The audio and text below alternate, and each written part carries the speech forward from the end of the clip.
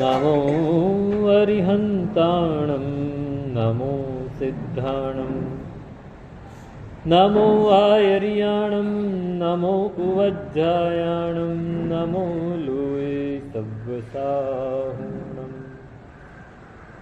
એસો પંચન મુક્કારો સર્વપાવપણાસણો મંગલાણં ચ સવ્વેસિં પડમં હવૈ મંગલम् આસ્વાદ્ય યદ્વાક્યરસંબુધાનાં પીયુષપાને પિભવેદ્ધૃણૈવ નમામિ तं વિશ્વજનીન વાચં વાચં યમેન્દ્રં જીનવર્ધમાનम् અચિંત્ય ચિંતામણિકલ્પશાખિને વિશુદ્ધ સદ્બ્રહ્મ સમાધિશાલિને દયાર્ણવાયાર્થિતદાયિને સતાં નમો નમઃ શ્રી ગુરુને નિસૂરય નમો નમઃ શ્રી ગુરુને નિસૂરય નમો નમઃ શ્રી ગુરુને નિસૂરય.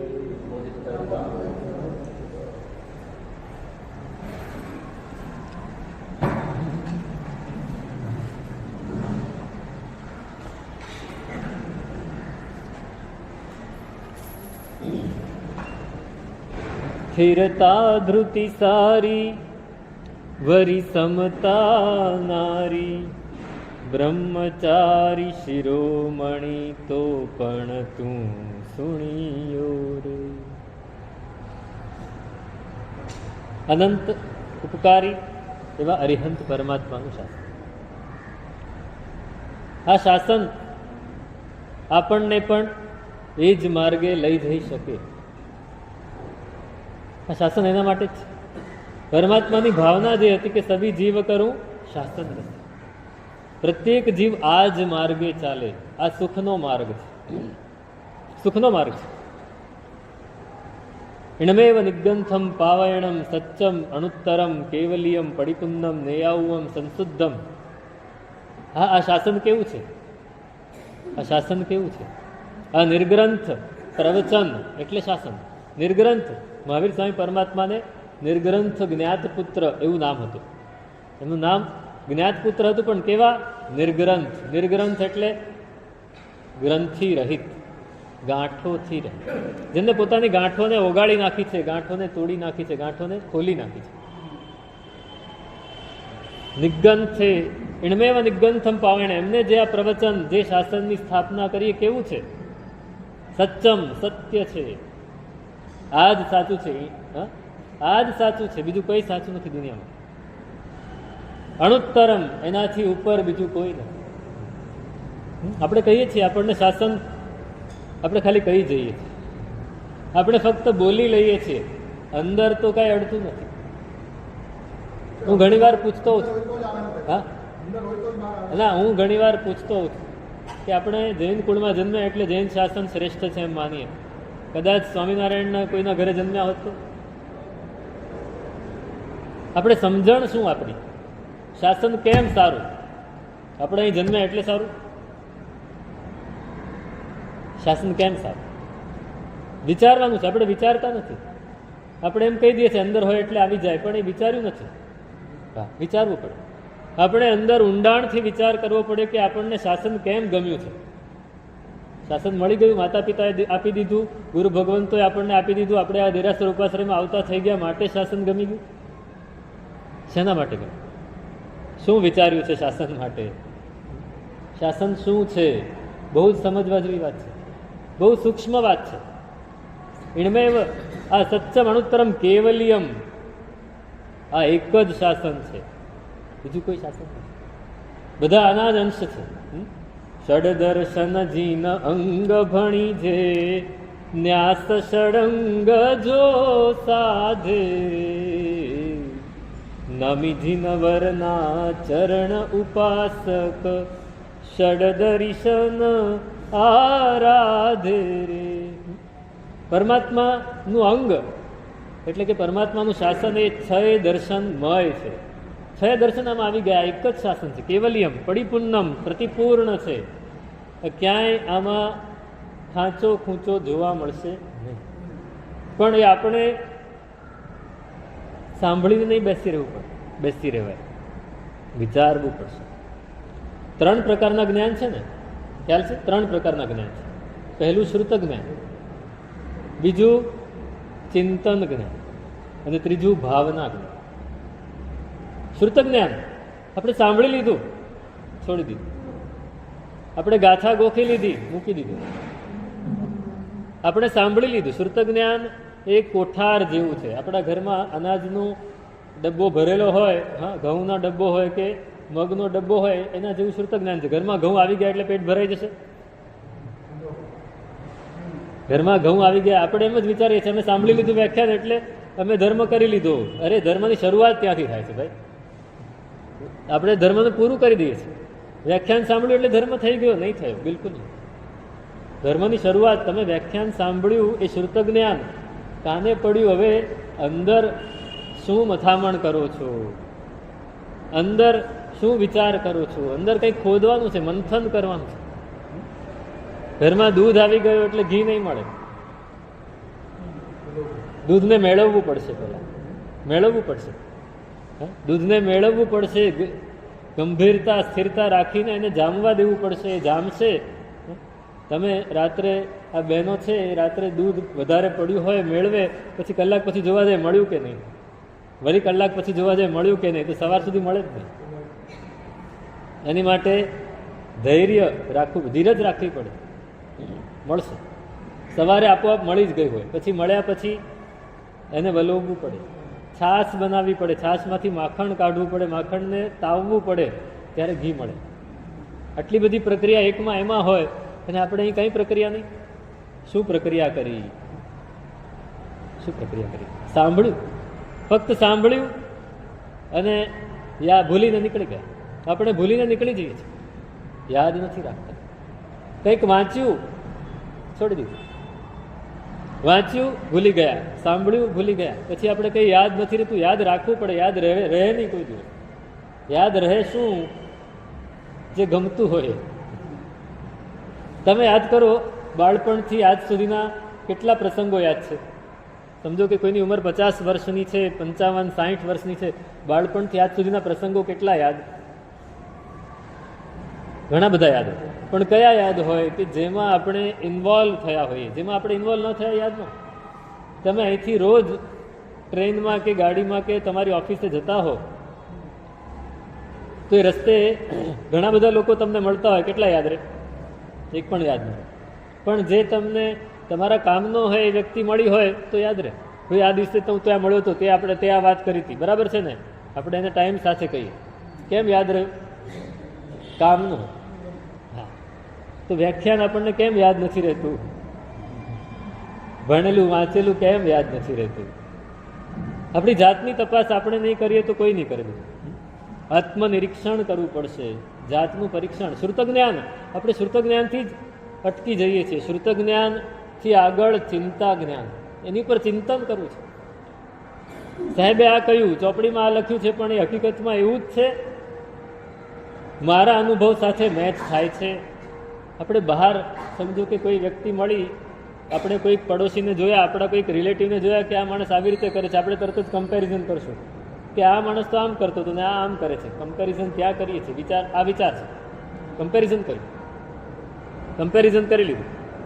આ ભગવંત આવ્યા તો એ આમ કહેતા હતા અને પહેલા ભગવંત આવ્યા એ આમ કહેતા હતા. તરત જ કમ્પેરિઝન કર્યું. પણ એ શા માટે કહેતા હતા એની ઉપર વિચાર, ચિંતન મનન કરવું પડશે. થોડું ચિંતન તો આપણને એ યાદ રહેશે. જે વસ્તુ ઉપર તમે વિચાર કર્યો એ યાદ રહેશે. જે વસ્તુ પર વિચાર ન કર્યો, તમે મૂવી જોવા ગયા અને મૂવી, કોઈ ફિલ્મ તમને બહુ ગમી ગઈ. હજી આજે ઘણાને શોલેના ડાયલોગ યાદ હશે, જેને જૂની 1975, 72, 73 આવી હતી, 75 પછી એને જોઈ હોય તો એના ડાયલોગ આજે યાદ હશે. કેમ? વારંવાર જોઈ હશે, વારંવાર વિચાર્યું હશે, વારંવાર એને તમે રટ્યું હશે, કોઈની સામે કીધું હશે, એટલે કાલિયા તેલા ક્યાં હો, તેરા ક્યાં હો ગયા. હા, કાલિયા તેરા ક્યાં હોગા. તમે આવું કર્યું હશે તો અત્યારે યાદ છે એમ વિચારશું નહીં તો યાદ નહીં. એટલે બીજો સ્ટેપ વિચારવાનો છે, મંથન કરવાનું. શ્રુત જ્ઞાન પછી ચિંતા જ્ઞાન, ચિંતન કરવું છે, મનન કરવું છે. આ સાચું છે કે નહીં એને ચારેક ઓરથી વિચારીને આપણી આપણા તર્ક અને આપણી બુદ્ધિની કસોટી ઉપર આ પાર ઉતરે છે કે નહીં. શાસન સાચું છે પણ મારા તર્ક ઉપર સાચું ઉતરે છે કે નહીં. આપણી પણ તર્ક બુદ્ધિ હોય ને. તમે બિઝનેસ કરો તર્ક બુદ્ધિથી કરો ને, એમાં તર્ક લગાડો જ કે આની સાથે જો આપણે ડીલ કરીએ તો પાછળના બધા જ પેરામીટર્સ તમે વિચારી લો કે આમ થાય તો આટલો નફો થાય, આમ થાય તો આટલું નુકસાન થાય, તો કઈ રીતે આપણે એની સાથે ડીલ કરવું, બધું જ વિચારી લો. આ તર્ક છે. એ તર્ક અહીંયા કર્યો, અહીં કર્યું. પરમાત્માની પૂજા હું આમ કરું તો મને આમ રિઝલ્ટ મળે એવું વિચાર્યું કોઈ દિવસ નહીં. આગુ સે ચલી આતી બાબા વાક્ય પ્રમાણે, બાપા જે કરાવતા હતા એ પ્રમાણે કરીએ છીએ સાહેબ. એમાં કાંઈ અરે શેને માટે વિચાર તો કરો કાંઈ. હા, આપણને મળ્યું છે વિચાર કરવાનો. અને પછી એ વિચાર કરતા કરતા એક વખત એવો આવે છે, એક સમય એવો આવે છે કે એ આપણા અનુભવમાં આવી જાય છે. અનુભવમાં આવી જાય છે. એ ત્રીજું છે ભાવના જ્ઞાન. ત્રીજું ભાવના જ્ઞાન, અનુભવ જ્ઞાન. અનુભવ જ્ઞાનના ગુણ ઘણા રે. ઉપાધ્યાયજી મહારાજ વીર પદ્મ વિજયજી મહારાજ કહે છે અનુભવ જ્ઞાનના, લક્ષ્મીશ્વરી મહારાજ કહે છે જ્ઞાન પાંચમના દેવાનંદ કે અનુભવ જ્ઞાનના ગુણ ઘણા. શ્રુત જ્ઞાન બહુ જ સારું, પણ એના કરતાં વધારે ચિંતન કરવું તો આગળ વધશો. અને એના કરતાં પણ વધારે તમે અનુભવમાં લઈ આવશો. તમને કોઈ કહે કે ભાઈ આપણે આ કરવાનું છે તો કે એમ નહીં, તમે કહેશો વિચારો, તમે થોડું રાહ જુઓ. મને એ વ્યક્તિનો અનુભવ છે કે એ ગમે ત્યારે ફસકી પડે એવો છે. અનુભવ છે. આ અનુભવ ને એક્સપિરિયન્સ. પરમાત્માની પૂજા કરવાથી આપણે બોલીએ છીએ ઉપસર્ગા ક્ષયમ્યાંતિ છિદ્યંતે વિઘ્ન વલ્લય મનઃ પ્રસન્નતામેતિ પૂજ્યમાને જિનેશ્વરે. બરાબર. પરમાત્માની પૂજા કરવાથી 3 લાભ થાય છે. ઉપસર્ગો નાશ પામી જાય છે, વિઘ્નો કપાઈ જાય છે અને મન પ્રસન્ન થાય છે. અનુભવ શું? અનુભવ શું? અનુભવ કરો. એકલું સાંભળી નહીં લો, એકલું વિચારી નહીં લો, અનુભવ સુધી પહોંચો. વિચારો પણ ખરા અને વિચારશો તો અનુભવ સુધી પહોંચશો. 3 સ્ટેપ ચડવાના. તો આ એ ગઈકાલે મેં કહેલું અવચેતન ચિત્ત સબકોન્શિયસ માઇન્ડની અંદર ત્યારે જઈને ફિટ થશે. જેને વિચાર્યું હશે ને એ ફિટ થશે, જે નહીં વિચાર્યું નહીં ફિટ થાય. તમે સાંજે ઓફિસથી આવો અને ફ્રી થઈ જાઓ, પછી આખા દિવસમાં તમે શું શું કર્યું એ યાદ કરો અને તમે જોશો કે કેટલી વસ્તુ યાદ આવશે. જેમાં તમે અનુભવ કર્યો હશે એ જ વસ્તુ યાદ આવશે. જેમાં તમે અનુભવ નહીં કર્યો હોય એ યાદ નહીં આવે. તમે ચાલતા હો અને રસ્તામાં પથરા પડ્યા હોય, કાંકરા પડ્યા હોય, ઘાસ આવ્યું હોય એ યાદ નહીં આવે. કેમ કે તમે એની સામે જોયું જ નથી. તમે વાતો કરતા ચાલ્યા નીકળી ગયા છો, અનુભવ નથી કર્યો. ચાલ્યા તો છો જ. રસ્તામાં ફૂટપાથ પર ચડ્યા, નીચે રોડ ઉપર ઉતર્યા, સ્કૂટર ચલાવી કે ગાડી ચલાવી કે સ્ટેશન ઉપર ગયા, પ્લેટફોર્મ ઉપર ગયા, ગાડીમાં બેઠા, લોકલમાં, આ બધું જ તમે કર્યું છે પણ કંઈ યાદ નહીં. તમે ખાઓ, તમે જમો, તમે મોઢામાં કોળીઓ મૂકો, એ તમને અંદર અનુભવ થાય કે પછી સીધો ઉતરી જાય? બહુ સમજવા જેવી વાત છે. એક એક નાની નાની વાત જો આપણે એ યાદ કરીશું, એ યાદ રાખીશું તો આ પણ યાદ રહેશે. આપણે એ પણ ભૂલી જઈશું. નાનામાં નાની વાત પણ યાદ રાખવાની છે. ક્રિયા તો અવશ્ય યાદ રાખવાની છે, પણ ક્રિયા ક્યારે યાદ રહેશે? જ્યારે બીજી વાત પણ આપણે કરતા હોઈશું. એક જગ્યાએ આપણે કાંઈ યાદ ન રાખીને બીજી જગ્યાએ કંઈ યાદ રાખવા જઈએ તો નહીં થાય. બધું જ યાદ રાખવું પડશે. તો સાંજે તમને બધું યાદ આવશે કે નહીં મેં સવારે ઉઠીને આ કર્યું, પછી આ કર્યું, પછી આ કર્યું. નહીંતર વચ્ચેનો ગેપ પડી જશે. મેં પૂજા કરી, પછી ઘરે ગયો, પછી ઓફિસે ગયો, વચ્ચેનો ગેપ. બહુ જ મહત્વની વાત છે. શ્રુત જ્ઞાન, ચિંતા જ્ઞાન અને ભાવના જ્ઞાન, આ 3 મળશે તો આ પ્રતિપૂર્ણ છે. આ શાસન આ ત્રણેય જ્ઞાનથી ભરેલું છે. એકલું તમને સાંભળીને આનંદ પામવાનું નથી કહેતું. આપણે અત્યારે એવું કરી દીધું છે, સાહેબ હું રોજ વ્યાખ્યાન સાંભળું છું એટલે ધર્મ થઈ ગયો. માણું સત્તમ સુઈ, પછી શ્રદ્ધા ક્યાં, પછી આચરણ ક્યાં? આ આચરણ નહીં. તમે આજે પૌષધ લીધો, તમે બધાએ આજે 10-15 જણા જે હશે તમને પૌષધ લીધો, બરાબર? એ આચરણ કર્યું, બરાબર છે. પણ એ આચરણ સાચું ક્યારે ગણાય કે પૌષધનું ફળ શું વિચાર્યું છે? તમે પૌષધ કર્યો, ભગવાને આજ્ઞા કરી છે, બરાબર છે, પૌષધ કરવો જોઈએ. પૌષધનું ફળ શું?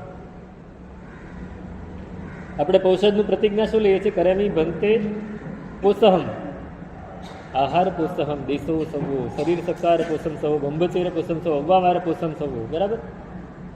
આખા દિવસમાં તમે શરીરનો સત્કાર નથી કરતા, કોઈ વ્યાપાર નથી કરતા, બ્રહ્મચર્ય પાળો છો, અને ખાવાનું હોય કે ના હોય એમાં વિકલ્પ છે. ચોવ્યમ પોષમ થામી જાવ દિવસમ અથવા અહોરત્તમ પજ્જુવાસ. તમે આખો દિવસ જ્યારે અવ્યાપાર કરો છો, જ્યારે તમે શરીરનો સત્કાર નથી કરતા, કોઈ વ્યાપાર નથી કરતા, તો એક દિવસ આ વસ્તુ કરી તો એની હેબિટ કેવી પડે? બીજે દિવસે એમાંથી એક પણ અંશ યાદ હોય ખરો કે મેં શરીરનો સત્કાર નથી કર્યો તો એને લીધે મને બહુ આનંદ છે, મેં કોઈ વ્યાપાર નથી કર્યો એનો મને ઘણો હર્ષ છે, મને ઘણો એનું રિઝલ્ટ જોવા મળે છે. આનું રિઝલ્ટ શું? શરીર પ્રત્યે અને સંસાર પ્રત્યેની આસક્તિ ઘટે છે. ઘટે છે. એક પૌષધ કરો, તમે 5 તિથિ પૌષધ કરતા હો એટલે મહિનામાં 5 દિવસ જ્યારે તમે સંસારથી અળગા રહેતા હો તો સંસારની આસક્તિ કેટલી ઘટી, શરીરની આસક્તિ કેટલી ઘટી. તમે શરીરનું કાંઈ ટાપટીપ નથી કરતા આખો દિવસ, શરીરની આસક્તિ કેટલી ઘટી. આપણે જ વિચારવાનું છે.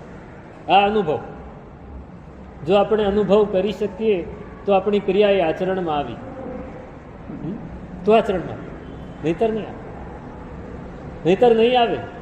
તમે પૌષધ કરીએ જ રાખશો અને પૌષધને ધર્મ માની લેશો. પૌષધ ધર્મ નથી, નક્કી સમજી લેજો. પૌષધ ધર્મ ક્રિયા છે. એ ક્રિયામાંથી જ્યારે અંદર આપણને અનુભવ થાય છે એ ધર્મ. મારી આસક્તિ ઘટે તો એ ધર્મ છે. અંદર કંઈક ગુણ પ્રગટ થાય છે તો એ ધર્મ છે. મને વૈરાગ્ય પ્રગટે છે તો એ ધર્મ છે. સામાયિક કર્યું, સાવધ્ય યોગનો ત્યાગ 2 ઘડી કર્યો, આખા દિવસમાં 5 સામાયિક કરી તો તમે 48 × 5 કેટલા થાય? 240. 3 કલાક 4 કલાક. તમે 4 કલાક સમજો કે 5 સામાયિક કર્યા. 4 કલાક જે માણસ સાવધ્ય યોગનો ત્યાગ કરે અને સાવધ્ય યોગ પ્રત્યે એની આસક્તિ ઓછી થઈ જાય, એના પ્રત્યેનો લગાવ મોડો પડી જાય. મોડો પડ્યો આ આપણે નક્કી કરો. વર્ષમાં 200 સામાયિક જે કરતો એનો લગાવ સંસાર પ્રત્યે કેવો હોય? સાધુ બની જાય, અડધો સાધુ બની જાય. અને છતાંય આપણે એવા ને એવા જ રહીએ, કોરા ધાકોર. અમે એવા લોકો જોયા છે, અહીંની ખબર નથી, અહીં તો બધા બહુ જ આરાધક લોકો છે, પણ અમે એવા લોકો જોયા છે સામાયિક મંડળ ચલાવતા હોય, વર્ષની 700, 800, 1000 સામાયિક કરતા હોય, રોજની 3-4 સામાયિક કરતા હોય, પણ સામાયિક મંડળ હજી ચાલતું હોય, સામાયિકમાં જ હોય, એમાં ઝઘડી પડે, પ્રભાવના માટે ઝઘડી પડે. તો પછી આ સામાયિક શું? સામાયિક ખાલી નામ જ. સામાયિક લોકો આપણી મશ્કરી કરે છે, આપણને ખબર નથી. આપણે છે ને બહારની દુનિયાથી કાન અને આંખ બંને બંધ કરીને બેઠા છે. અમે બહાર ફરીએ છીએ, બધું જ જોઈને આવીએ. લોકો અમને કહે છે કે સાહેબ મહારાજ, એમ કે તમારા લોકો બધા સામાયિક કરે. સામાયિક એટલે સમતાનો લાભ જેનાથી થાય સામાયિક. એ લોકોમાં સમતા તો દેખાતી નથી. આ જૈનેતરો કહે છે. પૌષધ એટલે આરંભનો ત્યાગ, પણ રાગ દ્વેષનો આરંભ તો સતત થયા કરે છે. આરંભ એટલે આપણે તો ખાલી ચૂલો નહીં ચલાવવાનો, લાઇટ નહીં કરવાની, એને જ આરંભ સમજી લીધો છે. અરે અંદર ક્લેશો કશાયો એનો પણ આરંભ નથી કરવાનો. ક્લેશ કશાય પણ ઓછા થાય ત્યારે આપણે એ પૌષધ કર્યો. પડિપુન્નમ નેયાઉવમ. આ શાસન કેવું છે? ન્યાયયુક્ત છે, નીતિયુક્ત છે, નિયમોથી બરાબર પરિપૂર્ણ છે. એક પણ નિયમ બીજા નિયમને નડે એવો નથી. ઘણીવાર એવું બને કે એક નિયમ બનાવ્યો પણ પછી બીજો નિયમ બનાવે તો બે ક્લેશ થાય. આપણે ત્યાં નિયમ સંશુદ્ધમ, એકદમ શુદ્ધ છે. સલ્લગત્તણમ, 3 શલ્યોને કાઢવા વાળું છે. આ શાસન કેવું છે? માયા શલ્ય, નિયાણ શલ્ય, મિથ્યાત્વ શલ્ય અને કાપી નાખો. સિદ્ધિમગ્ગમ, સિદ્ધિ પામવાનો આ માર્ગ છે, મુક્તિનો માર્ગ છે. નિજાણ મગ્ગમ, સંસારથી બહાર નીકળવાનો માર્ગ છે. નિર્વાણ મગ્ગમ, નિર્વાણ પામવાનો માર્ગ છે. એવું આ શાસન છે. જેવું તેવું શાસન નથી. એ શાસન આપણને મળ્યું છે. અવિતહમ અવિસંધિમ, અવિતત ક્યાંય ખોટું નથી અને અવિસંધિમ ક્યાંય ટુકડા નથી. આખે આખું અખંડ છે. સર્વ દુઃખ પહીણ મગ્ગમ, બધા જ દુઃખોથી દૂર આપણને કરી દે, આપણા બધા દુઃખોને નાશ કરી દે એવું આ શાસન છે. ઇથમ ઠિયા જીવા સિદ્ધંતી બુદ્ધંતી મુચ્ચંતી પરિનિર્વાયંતી સર્વ દુઃખાણ મંતમ કરે. આ શાસનમાં જે સ્થિર થાય છે, જે જીવ એ સિદ્ધ થાય છે, બુદ્ધ થાય છે, મુક્ત થાય છે, નિર્વાણ પામે છે, બધા જ દુઃખોનો અંત કરે છે. આપણો શું અનુભવ? સાંભળી લીધું, ભૂલી ગયા? ભૂલી ગયા? ગાડીમાં પેટ્રોલ ભરાવ્યું, લોક કરીને ભૂલી ગયા, બસ હવે ચલાવે રાખો? નહીં, બહુ જ સમજવા જેવી વાત છે. શાસન એમને એમ આપણે ગુમાવી દઈશું તો પછી આમને આમ એને પસાર કરી દઈશું, આમને આમ આપણે એમાંથી પસાર થઈ જઈશું. આપણને જે મળ્યું છે આપણે એને છોડી દઈશું, ભૂલી જઈશું. ફક્ત થોડું કરીને તો શું ફેર પડવાનો છે? કંઈક તો ફેર પડવો જોઈએ ને. અહીંયા આવ્યા આ પરમાત્માના શાસનમાં, ચતુર્વિધ સંઘમાં આપણે આવ્યા તો આપણને કંઈક તો ફેર પડવો જોઈએ. પુણ્ય મળે એનો કોઈ અર્થ નથી. પુણ્ય મળે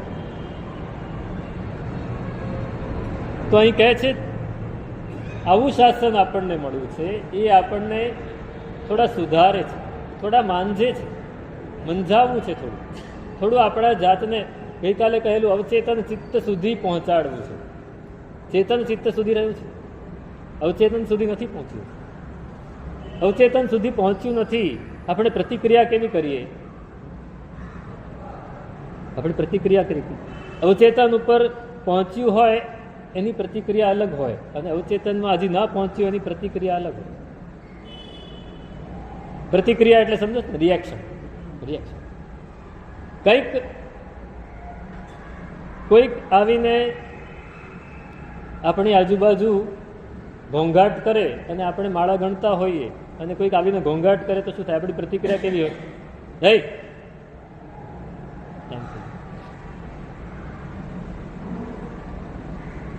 આપણે એને ન કહીએ કાંઈ અને આપણી અંદર લીન રહીએ, આવું થાય કોઈ દિવસ?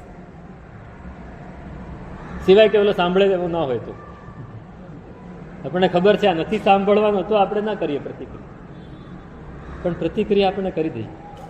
દેરાસરમાં આપણે હોઈએ અને આપણી બાજુમાં આપણે, તમે સમજો કે એક પાટલા ઉપર તમે સાથીઓ સિદ્ધશિલા 3 ઢગલી બધું કર્યું, ફળ પૂજા, નૈવેદ્ય પૂજા બધું કર્યું અને હવે તમે ચૈત્યવંદન કરવા બેઠા છો. ચૈત્યવંદન કરતા પહેલા શું કરવું પડે? નિસ્સી, ત્રીજી નિસ્સી બોલવું. હવે તમે ચૈત્યવંદન કરી રહ્યા છો અને એ વખતે તમારું ધ્યાન પરમાત્માની સામે છે. તમે ચૈત્યવંદન સ્તવન બોલી રહ્યા છો અને કોઈ આવીને તમારો પાટલો ઉપાડી જાય તો શું થાય? હે, હજી હું ચૈત્યવંદન કરું છું, મૂક. અરે તમે ત્રીજી નિસ્સી બોલી દીધી, હવે તમારે કાંઈ લેવા દેવા નથી એની સાથે.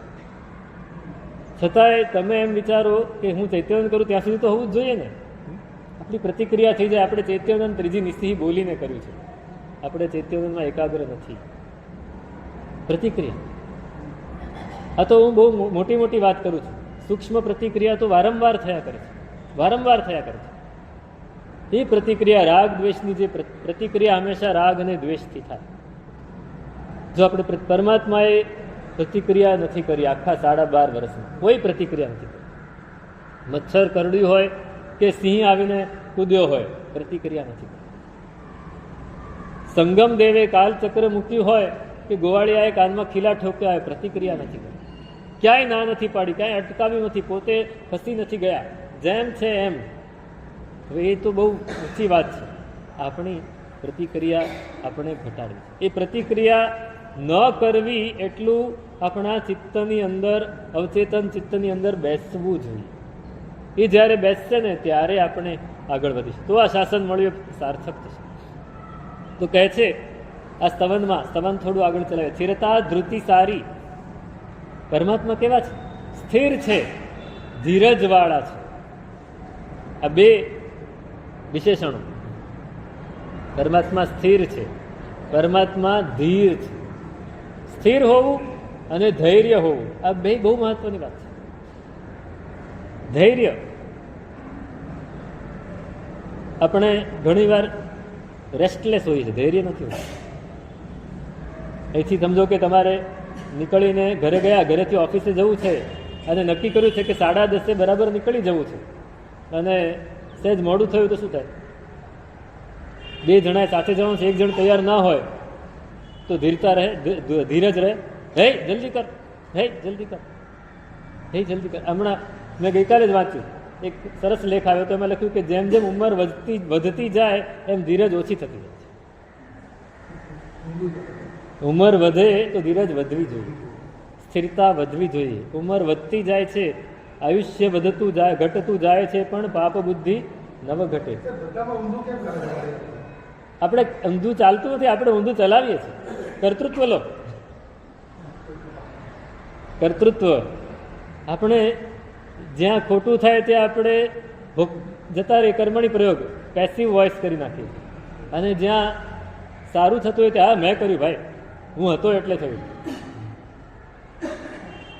હું તમને સામાન્ય દાખલો આપું કે ઘરમાં છોકરો કાચનો ગ્લાસ લઈને જતો હોય અને હું તમારી કર્મણી પાસિવ લેંગ્વેજ જ બોલું કે ઠોકર વાગી, સાંભળજો, ગ્લાસ પડી ગયો, ગ્લાસ તૂટી ગયો. આપણે આવું કહીશું. શું થયું દીકરા? તો કે પપ્પા ઠોકર વાગી અને ગ્લાસ હાથમાંથી પડીને ફૂટી ગયો. એટલે મેં તો કાંઈ કર્યું જ નથી. ઠોકર પણ સામેથી આવીને વાગી, ગ્લાસ પણ એની જાતે પડી ગયો અને ફૂટી પણ ગયો. આ પેસિવ વોઇસ. આપણે કર્મણી પ્રયોગ જ વાપરીએ, કેમ કે આપણે એમાં આપણી ભૂલ જોતા જ નથી. મેં નીચે ન જોયું અને મેં ઠોકર મારી દીધી, એટલે મારા હાથમાં ગ્લાસ, મેં ગ્લાસને હું પકડી ન શક્યો એટલે ગ્લાસ. કર્તૃત્વ નથી પકડ્યું. આપણે આપણી ભૂલનું, આપણે તમે કીધું ને આવું કેમ થાય છે, આવું કેમ નહીં, આપણે આવું કેમ કરીએ છીએ એ વિચારો. આપણે આવું કેમ કરીએ?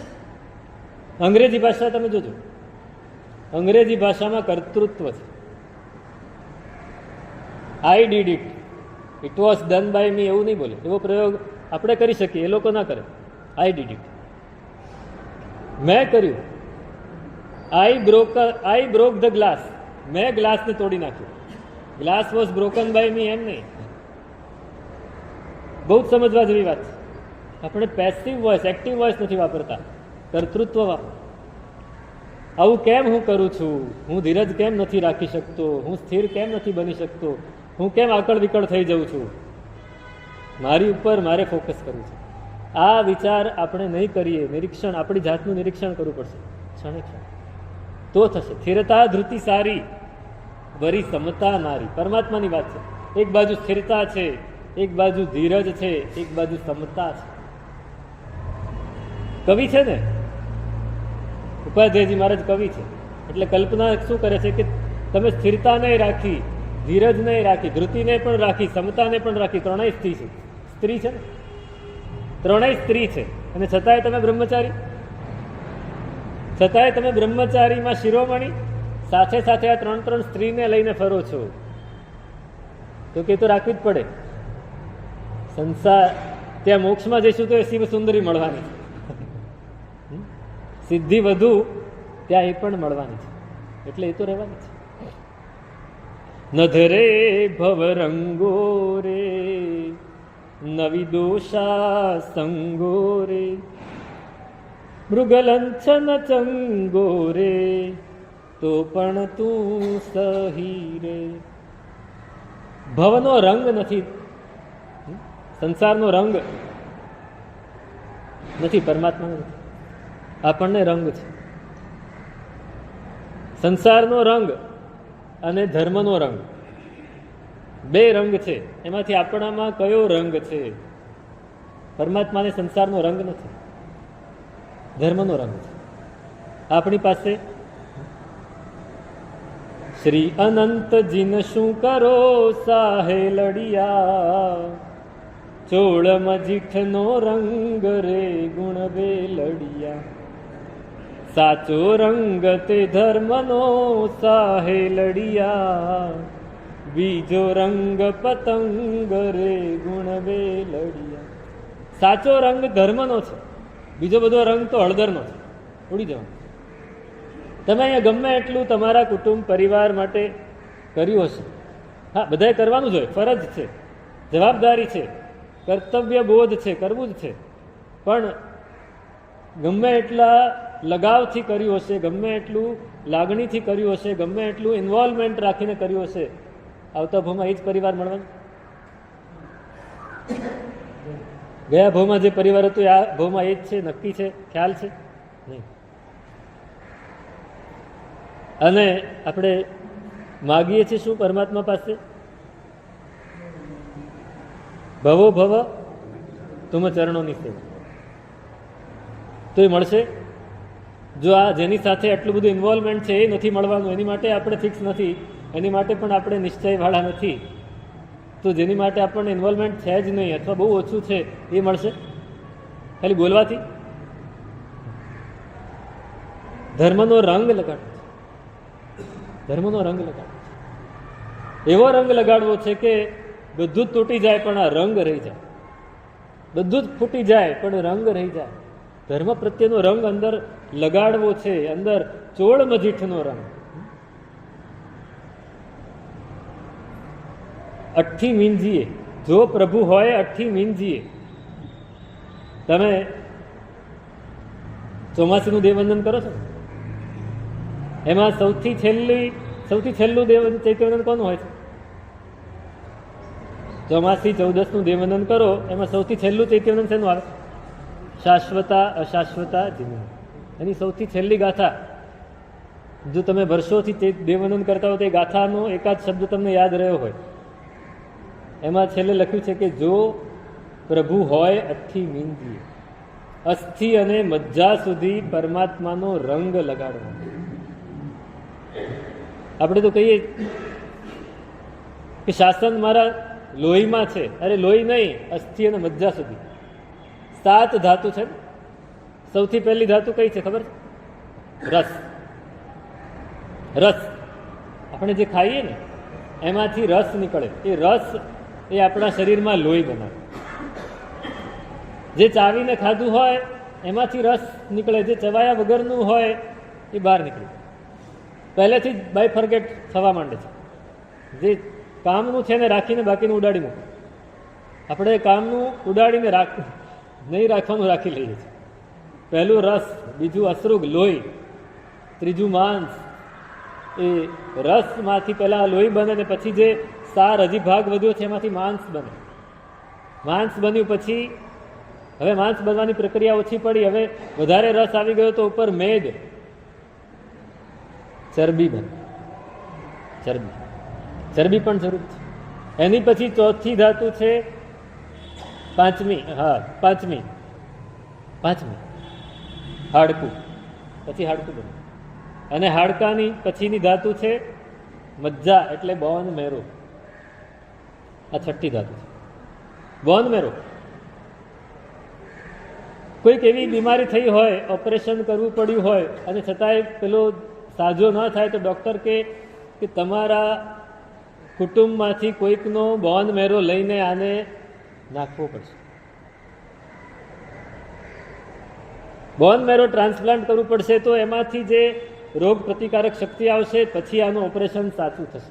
ત્યાં સુધી નહીં થાય તો એ સાજું થશે. બોન મેરો બહુ મહત્વનો છે. હાડકું અને અસ્થિ અને મજ્જા ત્યાં સુધી ધર્મની લાગણી અંદર ઉતરવી જોઈએ.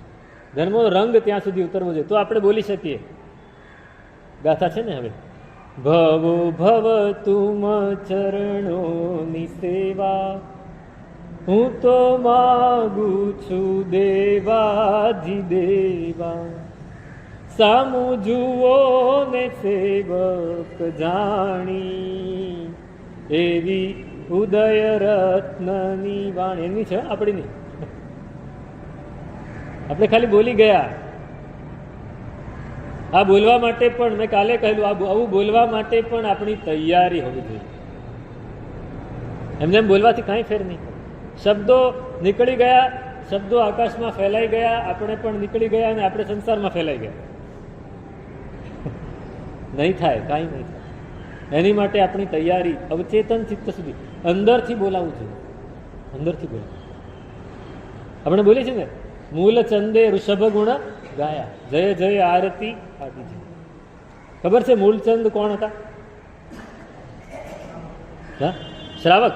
પણ કોણ, ક્યાંના? આપણને એ બધામાં કઈ રસ જ નથી ભાઈ. અમને આત્મામાં જ રસ છે, આ બધી વાતમાં કોઈ રસ નથી. મૂલચંદ એ વડનગરના ભોજક હતા. વડનગર ખબર છે ને, નરેન્દ્ર મોદીનું છે. હવે યાદ રહી જાય બધાને, એવું છે. બાકી વડનગર યાદ રહેવું નથી. વડનગર એટલે આપણે શું માનીએ છીએ?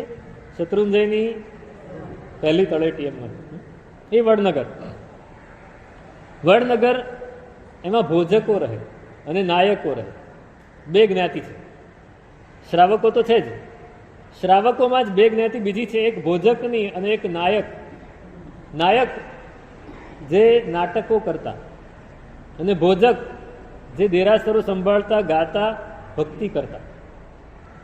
એમાં આ ભોજકની જ્ઞાતિના એક ઉત્તમ શ્રાવક મૂલચંદ. એ મૂલચંદ ભોજક હતા પોતે. અનેક પદો બનાવ્યા છે, અનેક કાવ્યો બનાવ્યા છે, પણ આપણી પાસે આ એક જ છે જેને આપણે લોક જીભે ચડાવી દીધું. એ પોતે કેસરિયાજી આદિનાથ, કેસરિયાજીનું દેરાસર છે ઉદયપુર પાસે, એમના ભક્ત, એમના કુલ દેવતા તરીકે કેસરિયાજી આદિનાથ. આપણા કુળદેવ કોણ? આપણે કોઈકને કુળદેવ માનીએ, કોઈકને કુળદેવી માનીએ, બરાબર છે, પણ આપણા કુળદેવ કોણ? મહાવીર સ્વામી. આપણા મહાવીર સ્વામી જે પણ હોય, આપણા મનમાં આપણને જે પણ ફિટ થતા હોય, આપણા કુળદેવ. મૂલચંદે નક્કી કરેલું કેસરિયાજી આદિનાથે અમારા કુળદેવનું કુટુંબ પણ આખું ત્યાં જ વળેલું. દર વર્ષે ચાલીને વડનગરથી ત્યાં જવા. એ જમાનામાં કોઈ ગાડી વાહનો હતા નહીં. બહુ બહુ તો બળદગાડું મળે કે રથ મળે કે ઘોડો મળે કે ઊંટ મળે, પણ ચાલીને જવું. દર વર્ષે ચાલીને જવાનું, મહિનો દોઢ મહિનો ત્યાં રહેવાનું, ભક્તિ કરવાની દાદાની, અને અંદર સંતોષ થાય પછી જ નીકળવું. ખૂબ ઊંડી શ્રદ્ધા, ઊંડી ભક્તિ, અને ત્યાં જઈને સમર્પિત થઈને બીજું બધું જ ભૂલીને આ જ કર્યા કરે. સવારે દેરાસરમાં ગયા હોય તો ઘણીવાર સાંજ પડી જાય તો એ ખબર ના પડે, એવા ભક્તિમાં લીન થઈ જાય. એકાદ દિવસ એવું બન્યું કે આપણે દેરાસરમાં ગયા ને ખ્યાલ ન રહ્યો અને બપોર પડી ગઈ. બધું જ ટાઈમ ટુ ટાઈમ હોય ને આપણું, punctual. We are very punctual. Time table fix હોય છે. મૂલચંદે ટાઈમ ટેબલ નહોતું. ત્યાં ગયા પછી હવે શું છે? નો ટાઈમ ટેબલ, નો ધર્મશાળા, નો ખરીદી, નો શોપિંગ, કાંઈ જ નહીં. પરમાત્માની સામે ગયા એટલે એક જ કામ. મહિનો દોઢ મહિનો થઈ જાય પછી એમ થાય કે હવે જવું પડશે. બધા કુટુંબીજનો કે ભાઈ ચાલો હવે, હજી થોડા દિવસ રહેવા દો, હજી થોડા દિવસ રહેવા દો. વળી અઠવાડિયું કાઢે પછી નીકળવું જ પડે તો જાય. દર વર્ષે આ ક્રમ ક્યાં સુધી ચાલે? જ્યાં સુધી પગ ચાલતા હોય ત્યાં. ઉંમર થઈ 65-70 વર્ષ થયા, હવે થયું કે હવે નહીં જવાય, હવે ચાલી નહીં શકાય, છતાં એકવાર જઈ આવું. છેલ્લું ભગવાનને કહી આવું કે હવે નહીં આવું સાહેબ, ભગવાનને હજી હું કહીને નથી આવ્યો, હવે કહીને આવું, એમની રજા લઈને. આપણે ખાલી બોલી જઈએ છીએ રજા આપું તો હવે દાદા અમારી વાત થઈ પૂરી. એ રજા આપે છે? આપે હો? જો આપણે રજા લેતા આવડતું હોય તો એ આપે ખરા, આપે તો છોડી દીધું. આપણે બોલી ગયા એટલે બસ પૂરું થઈ ગયું. મૂલચંદ શ્રાવક વિચારે છે હું રજા લઈને આવું, અને નીકળ્યા છે વડનગરથી ચાલતા ચાલતા. જે પહેલા રોજના 10 માઇલ 20 માઇલ ચલાતા હતા, આજે 2 માઇલ 3 માઇલ માંડ ચાલે છે અને અટકી જાય છે. માંડ ચાલે છે ને અટકી જાય છે. કુટુંબીજનોને કીધું તમે પહોંચો, હું આવું છું, મારી સાથે 2 જણા રહેજો, 1 જણા રહેજો. પહોંચ્યા. જે 15 દિવસે પહોંચતા હતા એ 45 દિવસે પહોંચ્યા, રહ્યા છે ત્યાં. દાદાને જોયા, આમ વેટી પડે એટલે આંખમાંથી આંસુની ધાર ને દાદાના ચરણોમાં માથું નમાવી દીધું, બેસી ગયા. રોજ સવારથી પાછું ક્રમ ચાલુ થઈ ગયો, ભક્તિ કરવાની, સાંજ સુધી કરવાની. રાત પડી જાય ઘણી વાર. પેલો પૂજારી કે સાહેબ હવે દરવાજો બંધ કરવો પડશે. 10 દિવસ 15 દિવસ મહિનો. હવે કુટુંબીજનો કે બસ ચાલો, હવે બધાય થોડા પ્રેક્ટિકલ હોય ને, આપણે શું કહીએ પ્રેક્ટિકલ બનવું પડે. પછી બધી જગ્યાએ ભાવનાત્મક ન ચાલે, થોડા તો પ્રેક્ટિકલ હોય ઘરમાં. ચાલો હવે જવાનું છે, 1-2 દિવસ, મને 2 દિવસ આપો, પછી આપણે નીકળીએ. હવે રજા લેવાની છે. મહિના સુધી તો લાડ લડાવ્યા, ભક્તિ કરી, બધું જ થયું. હવે રજા લેવાની છે પરમાત્મા. અને બેસી ગયા પરમાત્માની સામે, અને આંખમાંથી આંસુની ધાર છે. હવે જવું પડશે પરમાત્મા, ને હવે પાછું આવીશ કે નહીં એ નક્કી નથી. રજા આપો હવે, પણ રજા એમને એમ નહીં, એમ નહીં માગું રજા. તમારે મારી સાથે આવવું પડશે. તમારા વગર હું જીવી નહીં શકું. એટલો બધો લગાવ છે પરમાત્મા પ્રત્યે, એટલો બધો રાગ છે, એટલી બધી શ્રદ્ધા છે. તમારા વગર નહીં જીવી શકું. રડે છે, સતત રડે છે. અને આદિનાથ પરમાત્મા ગીતો નીકળ્યા કરે છે મોઢામાંથી, ગાન સ્તુતિઓ ચાલ્યા કરે છે, અને આંખમાંથી આંસુની ધાર ચાલે છે. સવાર થઈ, બપોર થઈ, સાંજ થઈ, પહેલો દિવસ પૂરો થયો, બીજો દિવસ, ત્રીજા દિવસે તો સવારે નીકળી જ જવાનું, બીજા દિવસની સવાર, બીજા દિવસની બપોર. 3 વાગ્યા. રડે છે. રડતા રડતા રડતા મોઢામાંથી ગાવાનું બંધ થઈ ગયું, આંખ બંધ થઈ ગઈ. આંસુની ધાર અને ભાવ ધારામાં ચડ્યા. સાંજનો સમય હશે, અચાનક 5, 5:30, 6 વાગ્યાનો, ને અચાનક કંઈક ઉડીને એમના ખોળામાં આવીને પડ્યું.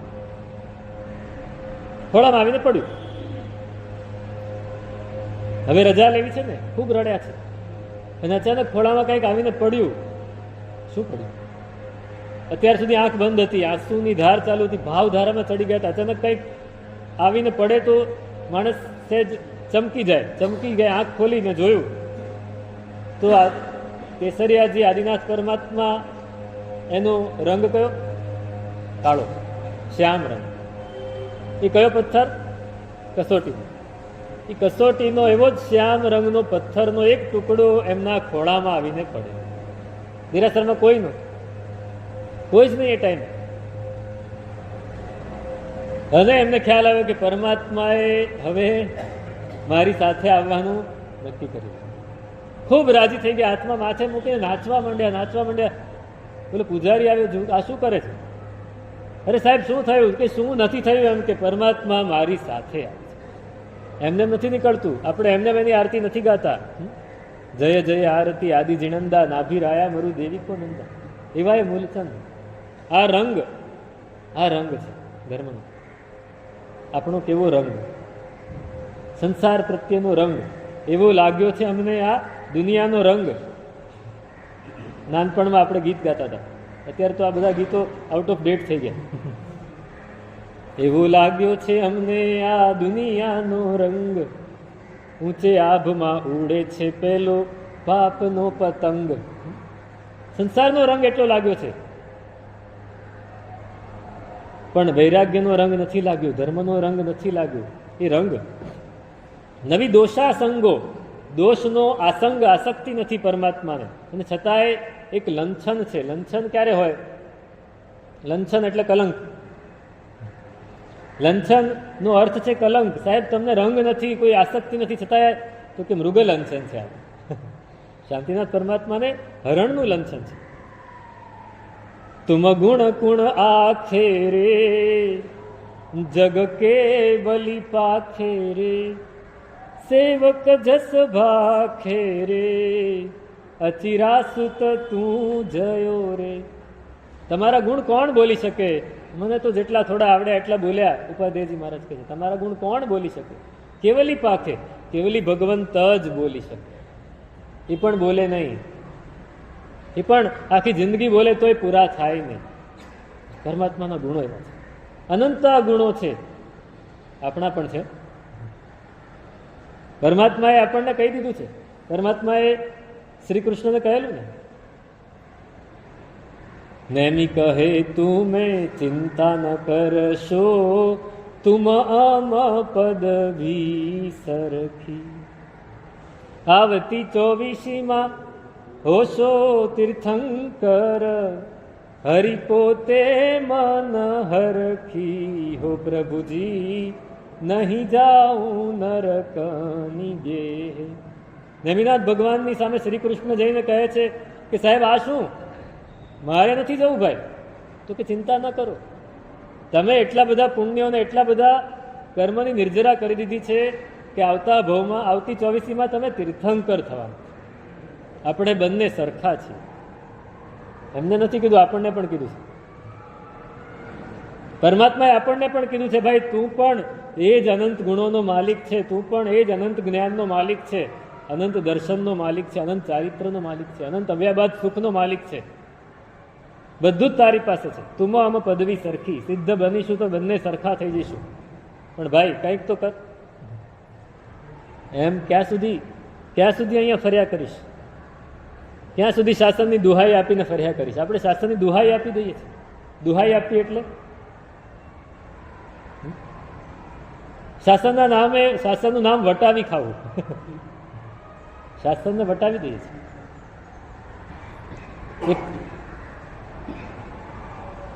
એક સંપ્રદાય છે સૌરાષ્ટ્રમાં, રવિભાણ સંપ્રદાય.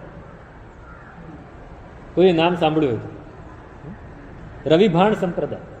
એ રવિભાણ સંપ્રદાયના એમાં જે પણ સંત થાય એની પાછળ સાહેબ લાગે. આપણે ત્યાં સાહેબ શબ્દ ત્યાંથી આવે છે. રવિ સાહેબ, ભાણ સાહેબ, જીવણ સાહેબ, દાસી જીવણ હતા, જીવણ સાહેબ.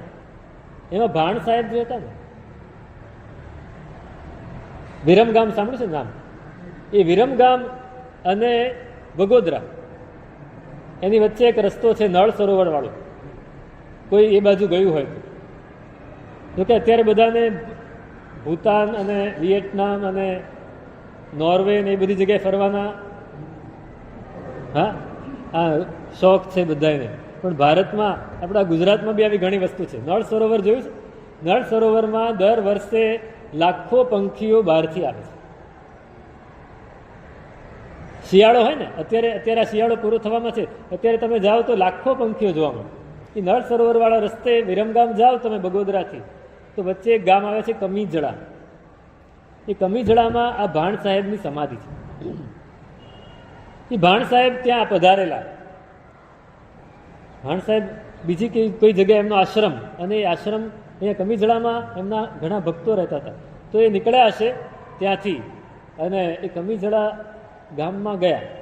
કોઈક ભક્ત હતો, શ્રાવક હતો, એમનો શ્રાવક. એના ઘરે ગયા અને ઘરે જઈને પોતાની સાથે 2-3 સેવકો હતા અને કીધું દરવાજો ખખડાવો, પૂછી જુઓ શ્રાવક ક્યાં છે. દરવાજો ખખડાવ્યો, પૂછ્યું શ્રાવક છે ઘરમાં? શ્રાવિકાએ જવાબ આપ્યો, સાહેબ એ તો કોણ છે ભાઈ? તો કે રવિ સાહેબ, ભાણ સાહેબ પધાર્યા છે. હે, ભાણ સાહેબ ગુરુ ભગવાન પધાર્યા છે? તરત જ દરવાજો ખોલ્યો, પધારો. તો કે ના, શ્રાવક હોય તો અંદર આવો. શ્રાવક ક્યાં છે? તો કે શ્રાવક તો બહાર ગયા છે, બહાર ગામ ગયા છે. ક્યારે આવશે ખબર નથી. કઈને ગયા છે? કંઈક ઉઘરાણીએ ગયા છે, કામે ગયા છે. સારું, તો એ આવે તો એને કહેજો કે હું આવે તો હવે મારે પાછું પહોંચવાનું છે. અહીંથી નીકળ્યો તો એટલે આવતો ગયો. એટલો કેવો ભક્ત હશે, કેવો શ્રાવક હશે કે ગુરુ પોતે સામેથી એને બોલાવતા નથી બહાર કે હું આવ્યો છું, એને બોલાવો, એના ઘરે ગયા. તુલસા કેવી શ્રાવિકા હશે કે પરમાત્મા એને ધર્મલાભ કહેવાય. ત્યારે પણ આ જો આપણી અંદર કંઈક પડ્યું હોય તો એ પણ સામે જુએ આપણી સામે, તો આપણે કહી શકીએ આજ મારા પ્રભુજી સામું જુએ. નીકળી ગયા ભાણ સાહેબ પેલી બોલતી રહી, સાહેબ પધારો, હમણાં આવી જશે, તમને ખબર છે આવી જશે, નથી આવવાના ને? ખબર નથી ને? તો અમે જઈએ છીએ. નીકળી ગયા ગામની બહાર, બરાબર પાદરની વટાવીને ગામની બહાર જંગલના રસ્તેથી નીકળ્યા છે, અને આ તરફથી પેલો આવ્યો.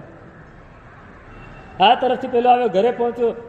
ક્યાં હતા તમે, ક્યાં હતા? કે શું થયું? તો કે સાહેબ પધાર્યા હતા, ભાણ સાહેબ પધાર્યા હતા. હે, કઈ બાજુ ગયા? તો કે આમ ગયા છે. દોડ્યો પાછળ, દોડ્યો પાછળ. એને ખબર હતી ભાણ સાહેબ છે, એકવાર નીકળી ગયા પછી પાછા નહીં આવે, પાછા નહીં આવે, પાછા નહીં આવે. બૂમ પાડી, ભાણ સાહેબ, ભાણ સાહેબ. ભાણ સાહેબ એની સામે જોયું, સાહેબ હું આવી ગયો છું, પધારો. તો કે બસ હવે, હવે નહીં, હવે નહીં, હવે નીકળી ગયા, નીકળી ગયા, હવે પહોંચી જવું પડે. પેલા 2-3 વાર બૂમો પાડી, વિનંતી કરી. હજી દૂર હતો, એ દોડતો દોડતો હતો, તો સાહેબ તો ઘણા દૂર હતા. બૂમો પાડી, પણ સાહેબે સાંભળીને હવે ચાલવા માંડ્યા. તો એને એક બૂમ પાડી, ભાણ સાહેબ, જો એક પણ ડગલું ભર્યું છે તો રામ દુહાય છે. શું કીધું? એક પણ ડગલું ભર્યું છે તો રામ દુહાય છે. અને ભાણ સાહેબ ઉભા રહી, ઉભા રહી. પેલો આવી પહોંચ્યો, સાહેબ હવે પધારો ઘરે. તે શું કીધું? એક પણ ડગલું ભર્યું છે તો રામ દુહાય. હવે મારાથી એક પણ ડગલું આમ પણ ન જવાય, આમ પણ ન જવાય. હવે અહીંયા જ, ત્યાં જ સમાધિ લીધી, આશ્રમમાં પણ ન ગયા. રામ દુહાઈ શબ્દ પડી ગયો કાને, ત્યાં જ સમાધિ લીધી. આ છે પરાકાષ્ઠા. એ સમાધિ આજે પણ ત્યાં છે, અને અમે ત્યાં જોયા. ત્યાં જઈએ તો વાઇબ્રેશન મળે. આપણે કેટલી દુહાઈ આપતા હશું. કોઈના ઘરે જમવા ગયા હોય ને પેલો પીરસે, આપણે અમારા ઘોઘારીમાં તો બહુ હોય એવું, પેલો ના પડે તો અરે મારા સમ.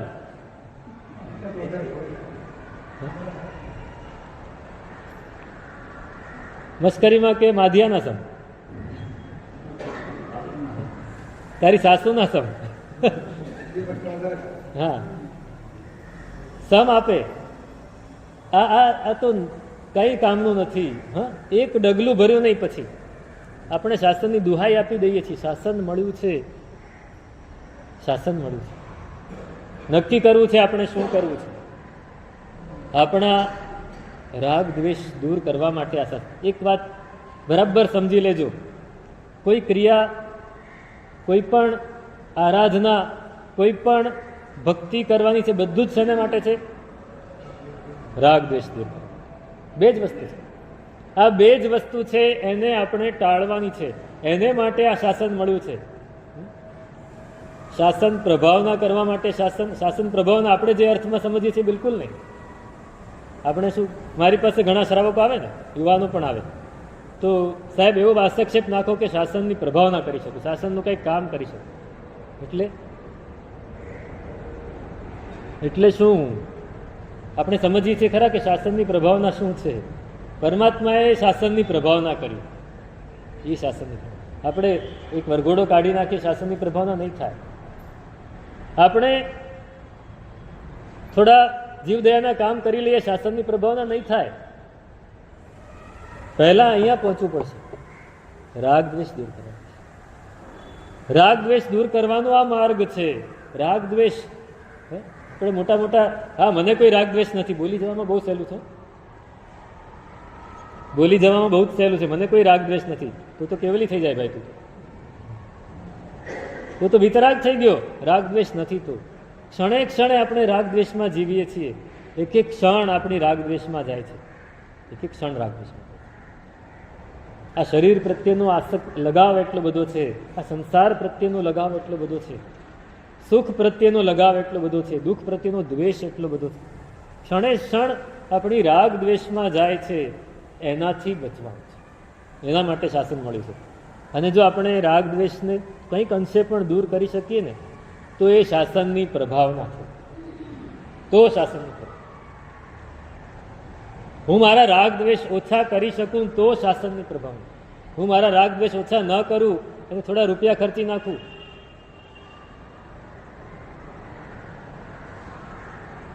હમણાં જ એક પ્રસંગ બહુ મોટો પ્રસંગ, તમને ખબર છે, તમે બધા એમાં ઇન્વોલ્વ હતા. ડિસેમ્બર મહિનાની જ વાત છે. ખૂબ સરસ પ્રસંગ થયો. એમાં વરઘોડા પણ નીકળ્યા, એમાં બેન્ડ બાજા પણ વાગ્યા, એમાં ઢોલ નગારા પણ વાગ્યા. શેને માટે? લોકોને જણાવવા માટે કે અમારે ત્યાં આવો પ્રસંગ છે ને આ આટલા લોકો સંસારનો ત્યાગ કરીને શાસનના પંથે, પરમાત્માના પંથે ચાલી નીકળ્યા છે. શેને માટે? લોકોને શાસન પ્રત્યે અહોભાવ જાગે, બહુમાન જાગે. મેં મારા કાને સાંભળ્યું છે કે લોકો એમ બોલતા હતા, જૈનેતર તો ખરા, જૈનો પણ બોલતા હતા કે આ કેવા લોકો છે કે સંસાર ત્યાગ કરી જાય છે, બીજાને હેરાન કરતા જાય. આખો દિવસ ઢોલ વાગે, આખો દિવસ ધમાલ થાય, આખો દિવસ આજુબાજુમાં ઘરડા હોય, વૃદ્ધજનો હોય, કોઈની સ્કૂલ હોય, કોઈની પરીક્ષા હોય, કોઈક માંદું હોય, કેટલી તકલીફ પડે. વિચાર્યું છે કોઈ દિવસ? રાત્રે 12 વાગ્યા સુધી આપણે ત્યાં માઇકના ભૂંગળા ચાલે. હું તો જસ્ટ એક સામાન્ય વાત કરું છું. આપણે એને શું કહીએ છીએ? શાસન પ્રભાવ.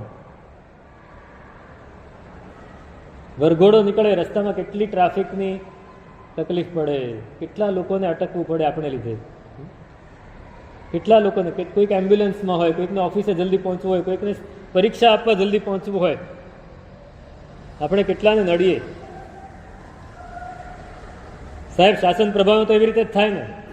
તરત જ અમે નથી બોલતા આ વાતે, અમે કોઈને આ વાત કરતા નથી. હું સામાન્યથી વાત કરું છું, કોઈને પર્સનલી ના કરી શકાય, પર્સનલી ના સમજાવી શકાય. આપણે સમજવાનું છે, બહુ જ સમજવા જેવી વાત છે. આ શાસન પ્રભાવના નથી, આ તો શાસનની અવહેલના થઈ જાય છે. કે આ જૈનો કેવા છે, કોઈનું વિચારતા જ નથી, બસ પૈસો મળ્યો એટલે ઉડાડવાનો. આ શબ્દો, પૈસો મળ્યો એટલે બીજાનું કંઈ વિચારવાનું જ નહીં. તમારી પાસે પૈસા છે એટલે આ કરવાનું. બહુ સમજવા જેવી વાત છે, બહુ જ સમજવા જેવી વાત છે. થોડો ટોપિક મેં બદલ્યો, પણ ત્યાં સુધી આપણે ન બદલી શકીએ તો આપણા જીવનમાં કેવી રીતે બદલાય? મૂળ જીવનમાં બદલાય. જીવનમાં બદલાય તો ત્યાં પણ બદલાશે, ને ત્યાં બદલાશે તો જીવનમાં બદલાશે. બંને એકબીજા સાથે સંકળાયેલું છે. Discipline, discipline. અમે એક જગ્યાએ હતા ને, એક શહેરમાં હતા. એ શહેરમાં વોરાજીઓની વસ્તી ઘણી, વોરા, દાઉદી વોરા. એમના વડા મુલ્લા આવેલા, એમના વડા મુલ્લા ભારતમાં આવેલા, અને એ શહેરમાં એ લોકોએ વિનંતી કરી અમારે ત્યાં પધારો. એ વડા મુલ્લા ત્યાં આવ્યા, એનું સામયું હતું. આખી વોરાઓની કમિટી, આખી કોમ, લગભગ 4 થી 5 હજાર માણસો છે. ભાઈઓ, બહેનો, નાના બાળકો, વૃદ્ધજનો, બધા જ. એનું સામયું નીકળ્યું ને, એક પણ અવાજ નહીં. 5000 માણસ ચાલ્યું જાય રોડ ઉપર, ક્યાંય અવાજ નહીં, ક્યાંય ધમાલ નહીં. કોઈ બાજુમાં ઉભા રહીને ચોખાથી વધાવતું નહોતું, બધા ચાલતા હતા. આપણે શું કરીએ? આપણે ચાલવાનું તો નહીં, બાજુમાં ઉભા રહીને કાં ટીકા કરવાની, કાં પ્રશંસા કરવાની, ચોખા વધાવીને રવાના થઈ જવાનું. બધા જ સાથે ચાલતા. અમે આભા બની ગયા. અમને કે શ્રાવકો સાહેબ આ જુઓ. મેં કીધું તમે નહીં, અમે તો જોઈએ છીએ, તમે જુઓ કેવી રીતે સામયું થાય છે. ક્યાંય કોઈ અવાજ નહીં, ક્યાંય કોઈ બેન્ડ વાજાના ધમાલ નહીં, ક્યાંય કોઈ માઇકના ભૂંગળા નહીં, ક્યાંય કોઈને ડિસ્ટર્બન્સ નહીં. ટ્રાફિકવાળા રસ્તે લઈ જ નહીં જવાનું. આ એક, અને છતાંય આપણે આપણી જાતને એમ માનીએ કે અમે તો બહુ ઊંચા. નહીં, આપણે બહુ પાછળ પડી જઈએ છીએ. ઊંચા ખરા, પણ પાછળ પડી જઈએ છીએ. આગળ વધવું છે તો શાસન આપણને મળ્યું છે. આ વાત હૈયામાં કોતરી રાખજો. શાસન મળ્યું છે આપણી જાતને સુધારવા માટે, આપણી જાતને ઉપર ઉઠાવવા માટે, આપણી જાતને નિર્મળ બનાવવા. આ એક જ લક્ષ્ય રાખજો. અને રાગ દ્વેષ બને એટલા ઓછા કરીએ, બને એટલી પ્રતિક્રિયાઓ ઓછી કરીએ, એવી ધર્મક્રિયા કરીએ કે એનો રંગ લાગે, એનો રંગ અંદર જામે, અને એ સતત યાદ રહે. પછી આપણે પરમાત્મા સામે બોલીએ કે ભવો ભવ તુમ ચરણોની સેવા. હું તો માગું છું દેવાજી દેવા, સામું જુઓ ને સેવક જાણી, એવી ઉદય રત્નની વાણી. પરમાત્મા આપણી સામે જોશે. મૂલચંદને જેમ જવાબ મળ્યો એમ આપણને પણ જવાબ મળશે જો આપણે આ રીતે આરાધના કરશું. તો એવી ઉત્તમ આરાધના કરીએ, એવી સરસ આપણી સાધના કરીએ, શાસન મળ્યું છે એને સાર્થક કરીએ અને ઉત્તરોત્તર આગળ વધીએ. એ જ મંગલ કાર્ય.